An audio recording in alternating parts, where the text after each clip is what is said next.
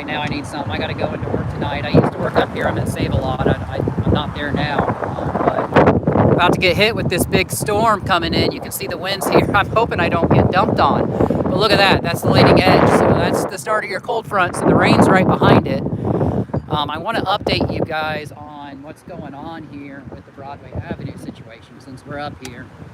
I just got done mowing a yard and mineral wells, and now, I just want to kind of show you I'm out in the area. So I'll walk out here and try to do a quick video, but the community's come forth with information, and that's the reason we do these videos.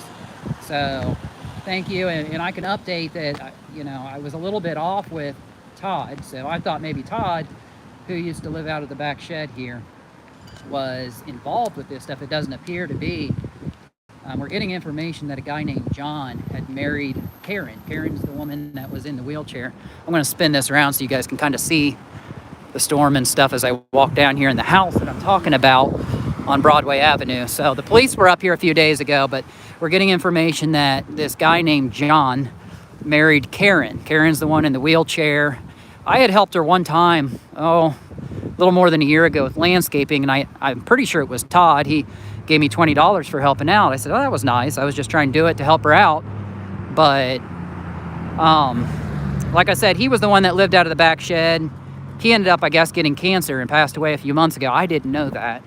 But so it's this John that married her. He's trying to get her valuables, and we don't know if the marriage is even 100% legitimate or not. But the cops were here the other day. They arrested one of the black guys that you saw cuffed on the thumbnail of that last video, okay? Well, as far as we know, there's still druggies going in and out of that house. People are reporting it to me, and there seems to not be anything done about it. Well, if John now owns that house, there isn't much we can do about it. We're getting information that Karen is in Ripley. She might be in a nursing home. This woman's being taken advantage of badly, and it seems to be from this John guy. He's trying to go after her stuff and this, that, and the third. So it's not a good situation. I don't know how much Karen's aware of this, but it's not the first time that she's been taken advantage of with this. Well, some of the information we're getting is that this John has something to do with prostitution going on, drugs going on out of this house. So I think the police need to be updated further on this.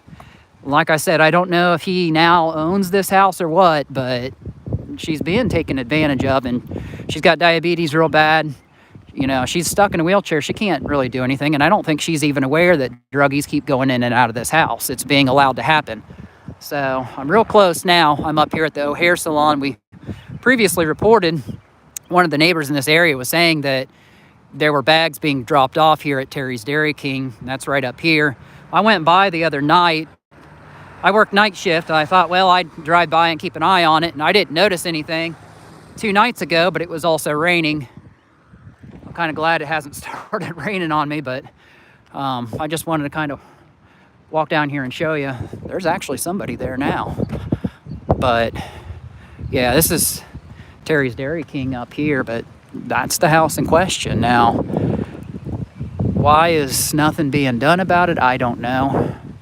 We're wondering if John is a confidential informant, and that's happened plenty of times before. In a lot of these cases, there's nothing done about it because of that.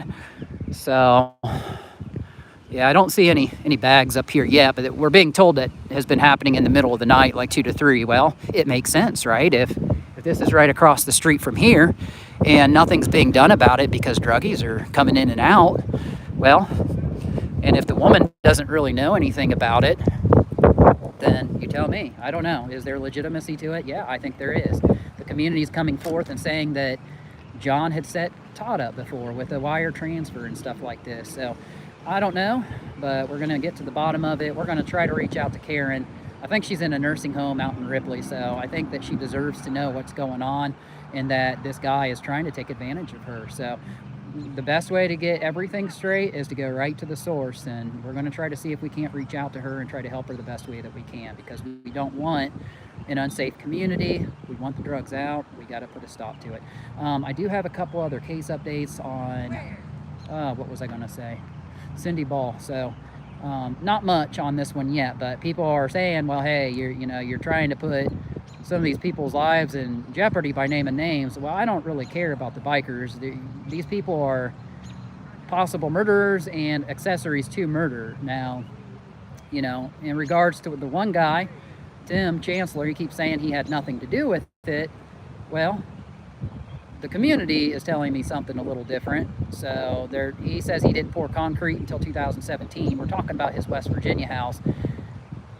There's a court summons allegedly that says that he was pouring concrete at that West Virginia house in 14 and 15. That was right after she died. Now, he wasn't even the main focus. The main focus was Greg Casto and Ryan Perkins. Ryan Perkins, as you know, has now been arrested. We still don't know what that charge is. We think it has something to do with this. They wanted him badly. That's the beginning of justice for Cindy Ball. I told you it's coming. I think it is.